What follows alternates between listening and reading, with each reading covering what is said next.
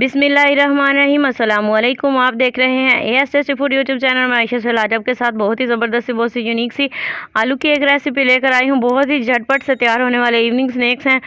अगर आपके पास जस्ट एक आलू हो तो उससे भी आप ज़बरदस्त से स्नैक्स तैयार कर सकते हैं। इंतहाई आसान सी रेसिपी है। इसके लिए मैंने एक अदद आलू ले लिया था।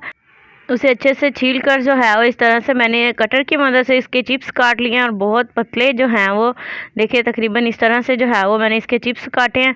और इसको जो है वो आधे आधे चिप्स को जो है वो इकट्ठा करके हम इसकी दो तहें बना लेंगे।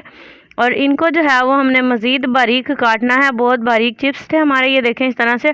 और इस तरह नाइफ़ की मदद से या कटर की मदद से आप काट लें। ये देखें इस तरह से बहुत ही ज़बरदस्त जो हैं ये बिल्कुल बारीक जो है वो इसके रेशे से हमें चाहिए।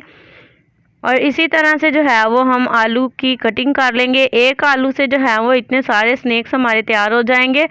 तो इसके अंदर जो है वो बहुत ही कम चीज़ें हम घरेलू इस्तेमाल वाली चीज़ें डालेंगे। कोई इसमें ज़्यादा खर्च भी नहीं आएगा। अचानक जो है वो बच्चे ज़िद करने लगें किसी स्नैक्स वगैरह की, तो आप ये झटपट से तैयार कर सकती हैं।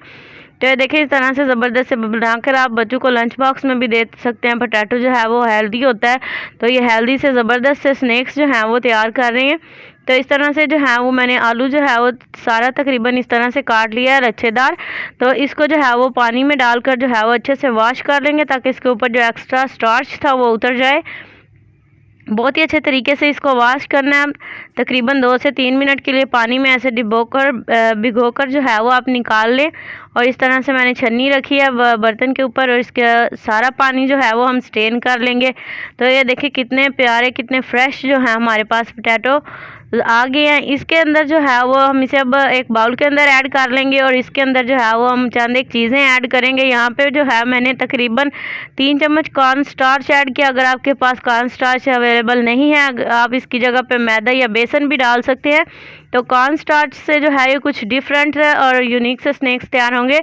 इसके साथ ही मैंने लाल मिर्च, हल्दी पाउडर और गरम मसाला पाउडर ऐड कर दिया और 2 चम्मच मज़ीद कॉर्न स्टार्च ऐड करके साथ मैंने इसके अंदर पिंक सॉल्ट जो है वो तकरीबन एक चम्मच सारी चीज़ें मैंने इसके अंदर डाली हैं।